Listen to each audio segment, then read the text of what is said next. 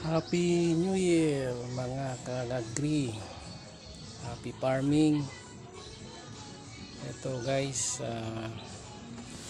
nagsisimento tayo ng mga paan ng ating mga brooding pen natin guys. Sinisemento natin yung paa niya para hindi kaagad mabulok dahil gawa ito sa kahoy.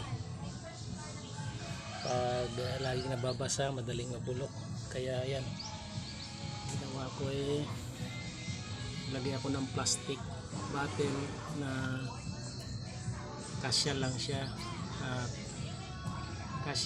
yung kanyang paa 1x2. Tapos ngayon nilagyan ko ng screw para matibay siya, kapit na kapit. Tapos yan, binuhusan ko siya ng simento at di ko siya pinuno upang pag bubuhusan ko rin siya yung ibabaw ng langis para hindi talaga makaakyat yung langgam. Ayan guys, hindi siya punong-puno. Ayan guys, mayroon siyang mga 1 inch na bakante. Bubuhusan natin ng mga used oil yan guys. Yan, para hindi siya akyatin ng langgam.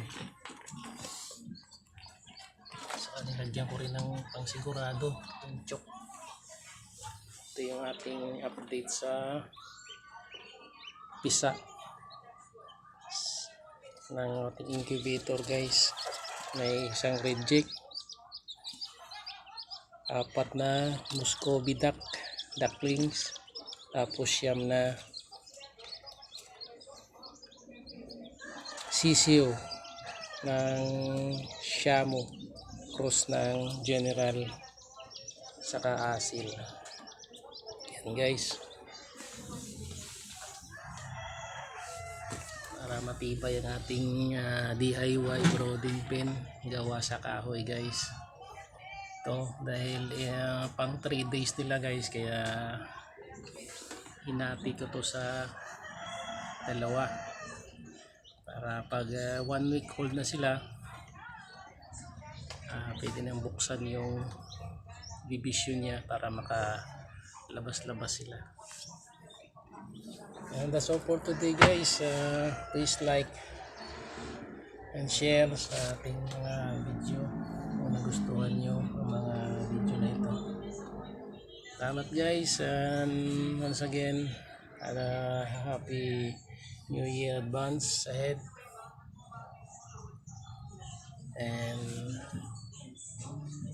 ingat mga kaparami.